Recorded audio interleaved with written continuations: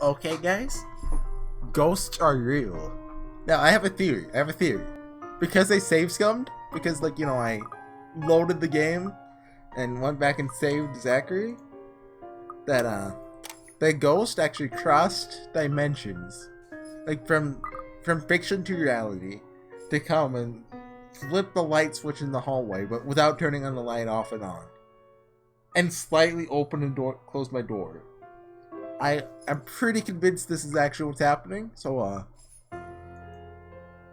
if you hear that, it's just the ghost. Don't pay it any mind.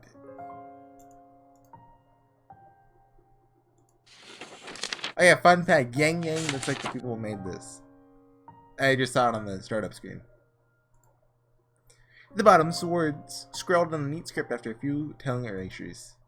707 Devlin, 2011. Despite myself and how dismal everything going on at present, our laughter slips from my lips, uninhibited and without care for who might hear. 707 Devlin Court. Remember handling that case from 5 years ago. Even got a recommendation from Inspector Abigail, and promotion to Detective Surgeon after wrapping it up. Some morbid case of a dead husband being stuffed in a sofa by his own wife. And at the heart of it, Isabella. Oh, so I wanted like an Ace Attorney game made by these guys. Fresh out the boat, selling the first property assigned to her. Oh, okay. Some sick sense of humor in the universe might have, huh? Though in hindsight, all that stuff didn't happen and the four of us won't even be together. It won't have met her. And in the end, can't even tell her. So she doesn't hide behind teasing words and friendly jibes, because I'm a coward who can't even convey his feelings properly. Can't even face the person he's become. Now there's only regret. A badge, a gun, and I can't even protect my own friends. Like, go check the ending in the last video. I was like, okay, I called it because I was like, okay, there's either a ghost or someone's home. And right outside my door. So, I mean, nobody's right outside it has to be a ghost. This is the only possible, like, ghost, if you're real, make a noise. That's circumstantial. To the people on this page, they mean a whole different thing. Apparently, it's also a great deal to her. It also means a great deal to her. One sentiment that goes far beyond some sense of nostalgia. Enough to also use it as a password for your own laptop.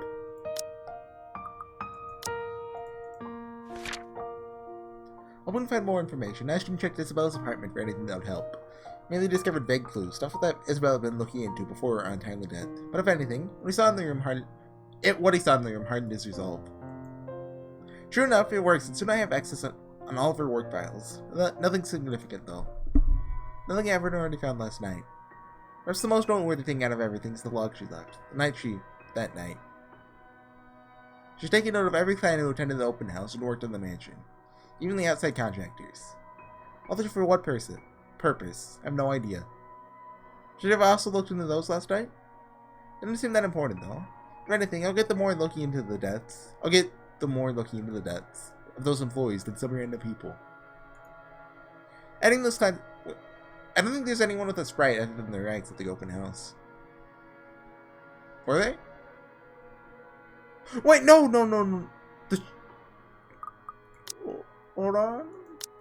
Wait, where does Rebecca's route start? Here.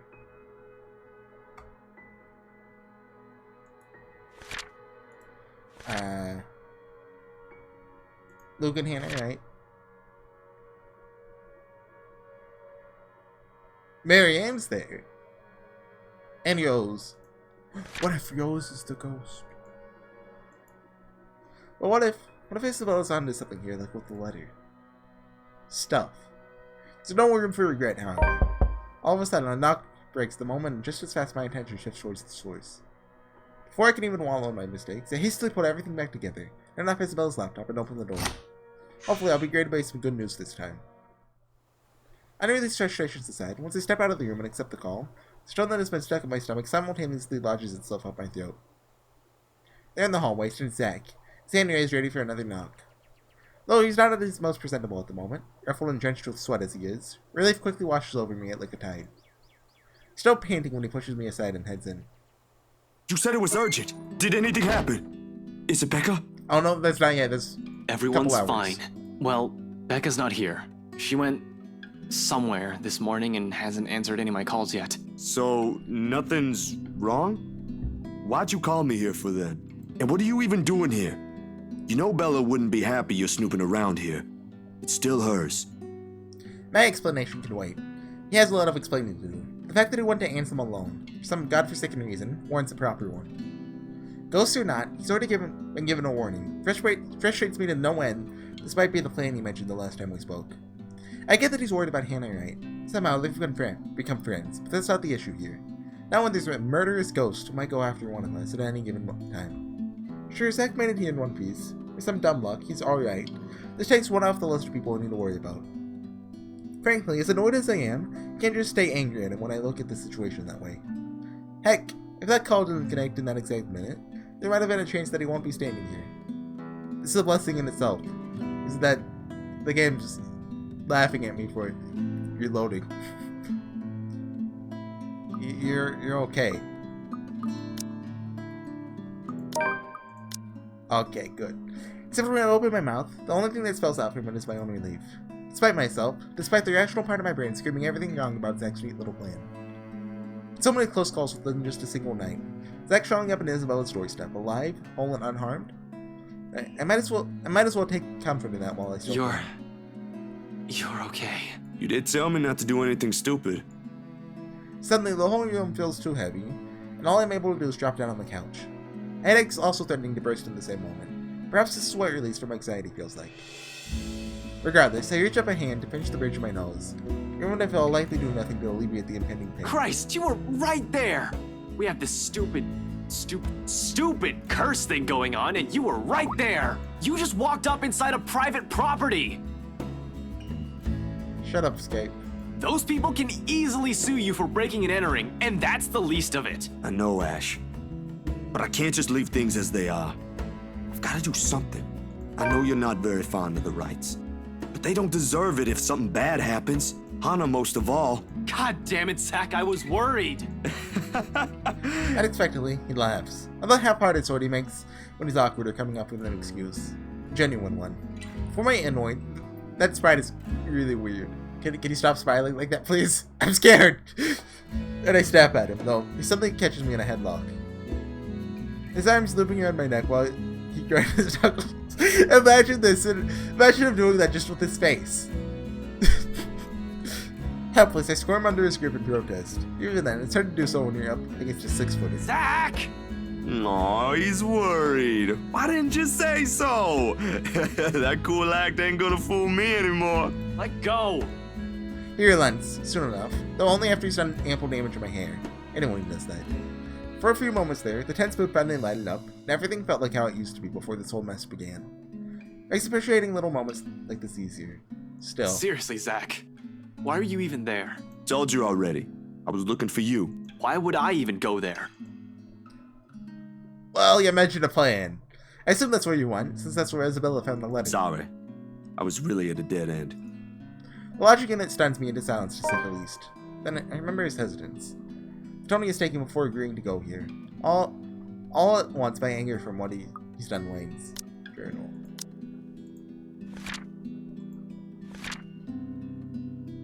Zachary arrives in Salemwell, tired and frazzled. Upon learning that he had come from the Ermengarde mansion that morning, Ashton could only express his relief that he was safe. An amused Zachary teased him for worrying, much to the other means of embarrassment. Apparently this is my fault for keeping things vague. Can't be graded for assuming that, but I've only left him with vague answers. You could have called me. I did. I didn't receive any, and my phone was with me. You're kidding, right? I was at it the whole night.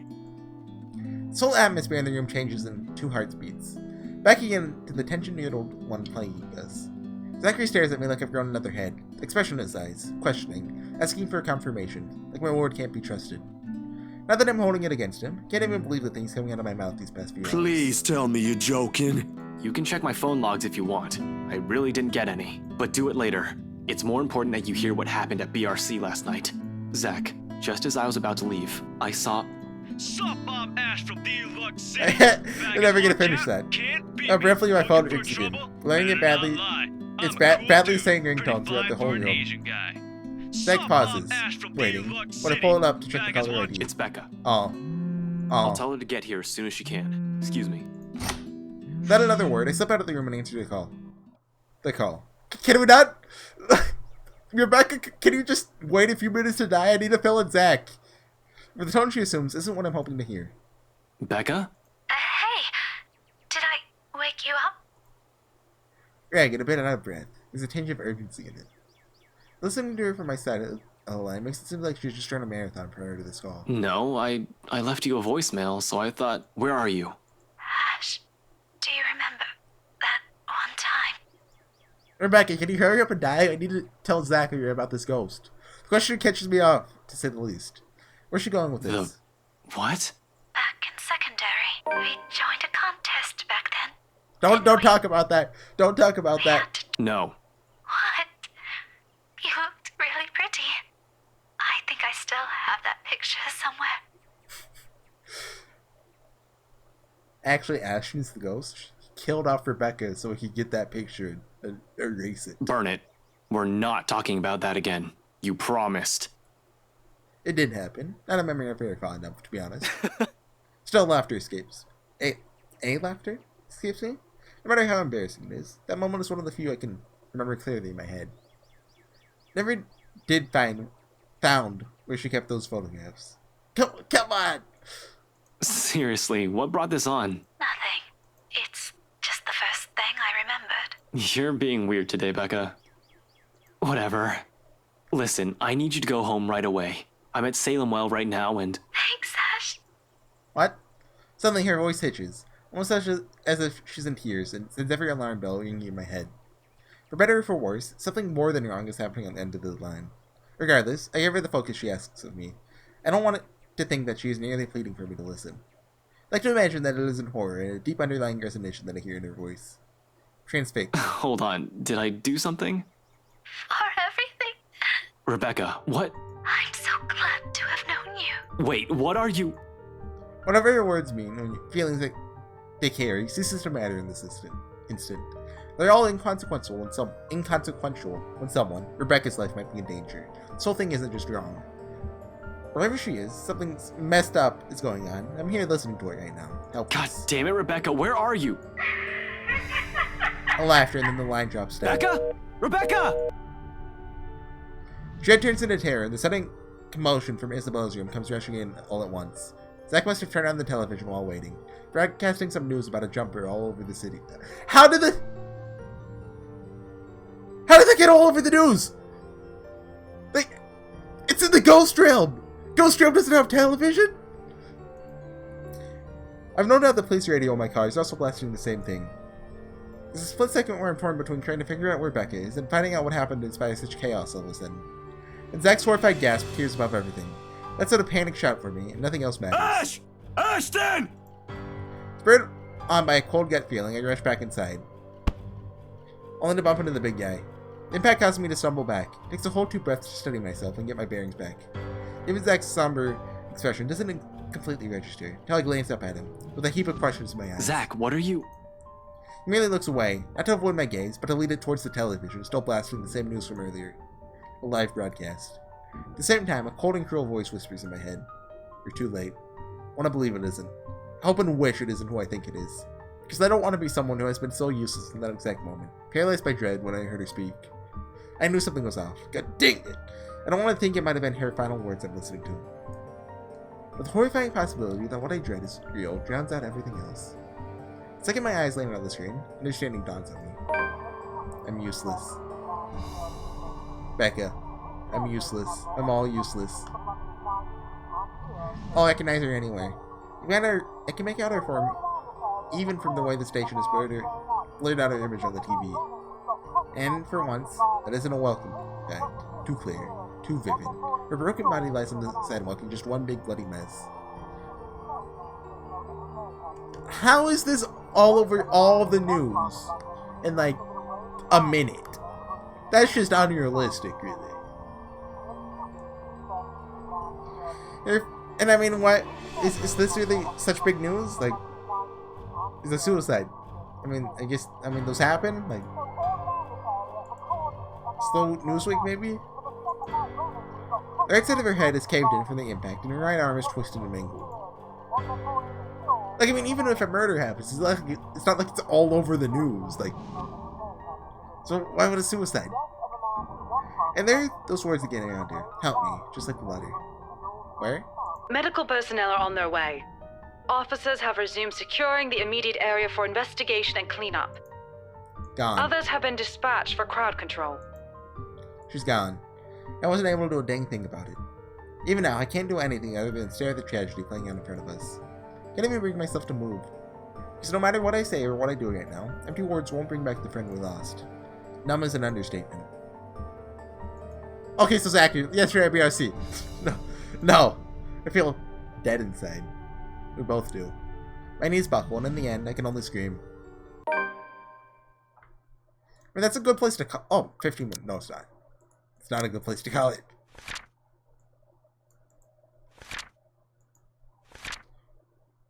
I thought we were like 25. Before Ashton could understand what was happening, a panicked yell echoed from Isabella's apartment. Rushing back in, when he looked to Zach for an explanation, the other man could only avert his eyes towards the television.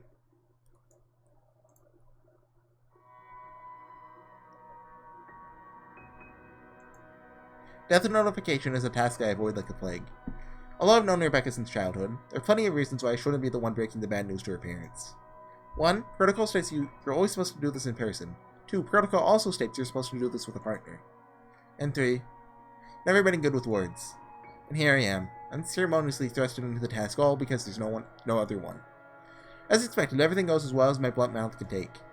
Mrs. Gale's relentless sobs echoed loudly through the receiver when I finished informing them, while all I could say before ending the call is an empty...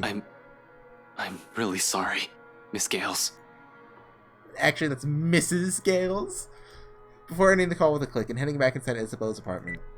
Her mom's voice still rings in my ears, even as I leave it all in the hallway behind me. Here, though, there's only stillness. Heavy, deafening, suffocating. In the nearby couch, Zach sits silently, simply gives an acknowledging nod when I pass by. Wordlessly, I take the empty space on the edge of the bed. Despite how peaceful this all seems, the gravity of that news has hit us all hard. It's in the dense air now lingering in the room. It's in Zach's shoulders while he tries to make himself look smaller against the couch. Most of all, it's in the heavy feeling that has made its home at the pit of my stomach. Moments later, Zach shifts, probably unable to take the silence. He leans forward, hands clasped tightly in front of him as a pensive expression comes over his eyes. A long minute passes while he sits like this. Before he speaks, he glances up at me. Were you able to tell her family? Are you able... Yeah. It was bad. She was their only child, and... I'm sorry, Ash. Don't. You did what you could. I was the stubborn one. I was the one who didn't listen. She kept telling me, if only I'd listened to you. If only I listened to Isabella. She'd probably still be. They would probably be... alive. Becca's the last person I need to account for, dang it. Zach's here. What did go wrong with her? I've already lost Isabella.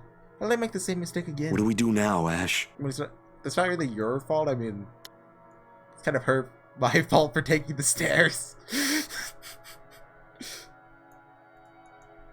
It's a question I've been dreading to hear. Unable to offer an answer, I avert my gaze and mumble my uncertainties under my breath, hoping you won't hear. How many more close calls do we have to go through? How many deaths do we have to witness? How long can we keep this up? We're bound to break at one point. No normal human being with a sane mind can last like this, losing people important to them, one by one, right in front of them. I don't know, Zach. I really don't know. I don't even know how I'll be able to keep you safe. Well, I ain't letting that woman get me. You too. Unless you already have a death wish, of course. Quietly, he reaches for the papers I brought with me, sifting through the pages before waving at a casual gesture. Are these the stuff you said you found? Or the ones you talked about? Let's talk. I don't know ain't how the Ashton I know operates. Well, without waiting for an answer, he starts laying them out on the table. Once done, he glances briefly at me, flashes a reassuring smile, then gets straight down to business without another pause. See, isn't this great? We have a bro now. Imagine this without Zachary. Ashton would be like, boo-hoo. I have no friends, they're all dead. Well, I mean, Zachary's not even dead yet. But I mean, you know. He gets straight down to business without another pause. With what happened, I have no choice but to follow his lead. Although there's some tense fumbling for words at first, the whole conversation gains steam soon enough. All at once, everything we've brushed off, carelessly ignored, and really dismissed has been laid out for close scrutiny. Zack's encounters with the woman, at close brushes with death every time she appears. The dread, the fear, the terror she brings out even in the bravest of us. Everything. Because no matter how bleak this all seems, there must still be a way out of this. There has to be. Logic be danged. Or at least, that's what I'd like to believe. Yet, even as the cold morning light shifts to the warm hues of late afternoon, and eventually night, none of this still makes a freaking dang sense. Darkness has fallen. We'll still nowhere near figuring things out. If anything, we're more at a loss than we've ever been before we even started this. The next thing I know, frustration rears its ugly head, and the sheets of paper I've been holding smacks the table harder than I've intended. The sound of it echoes loudly in the small room, or simply falls silent. Along with it is the release of another long-held breath. Perhaps the 100th since this morning. We aren't getting anywhere at this rate. Chill, Ash. You're the one who picked out these files. What are we supposed to be looking for here? A pattern, something that might hint a way out of this. The guys from BRC have probably also read that dumb paper.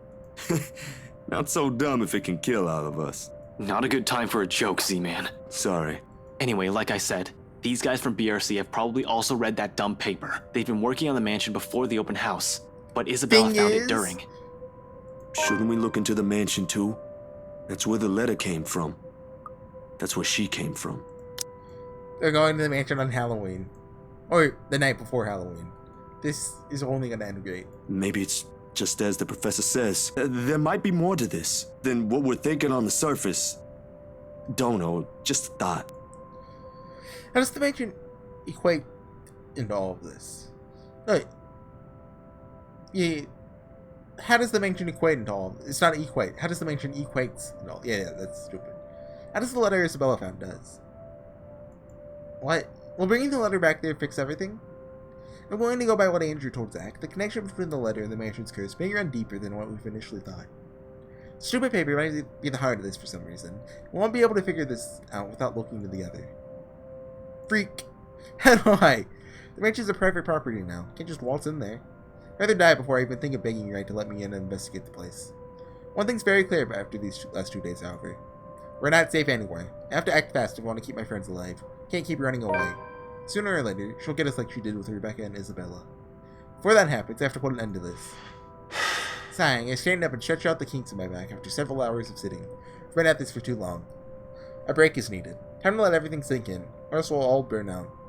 I know I will. Just another thing I cannot let happen when they're all counting on me like this. I'll bet unspoken. It's in their eyes as they look up at me, waiting. Been at this for hours. Should take a break for a few, Ann. Who's there? Who's they? I assume, you know, in this situation, the group of friends who's still alive is all together. And they kind of forget. The rest of it never makes it out of my mouth as something heavy and grating sounds from the far end of the room. Harsh booming noise running through the eardrums of everyone in the room. There's only 2 of you. All at once, Zack's on his feet, while I quickly palm for my gun on the table. However, before I can pull it up and remove the safety, the whole racket stops. Stillness descends in the room. Amidst the sudden hush, the 2 of us exchange anxious glances. So much for a break. I don't like the sound of that. At all. Gather everything. No questions asked. He wastes no time getting to work, piling up the documents we've been reading through. But before he can even finish, another noise ups the tension already gripping the place. Suddenly, the lights go out and the wardrobe at the end of the room rattles, so something inside begs for freedom. Cautiously, the eyes glued to it. Take a step forward and release the lock from my gun. No trigger-happy person. Not even sure if this will work on a ghost. But right now, it's a smooth surface against my palm, with a trigger on my finger. Friends, the closest thing I have to relief is Amber's to I don't think that's a good idea. We should just... No, it's just... She left her ant farm. If you don't look after an ant farm, the ants grow too big. And that's what happened. Worried as he is, he immediately stops at the stairs in my hand. The ledge of stairs, and he handles in the space between the door and the room. In case this goes south, whatever I find inside, there's enough time and space to run from his position. 2 deep breaths, I press the room and stood in front of the closet. Whatever's inside has yet to stop the action. Instead, it's now moved to banging at the door, louder and louder the longer I dally. Another shallow breath. Glance at Zack.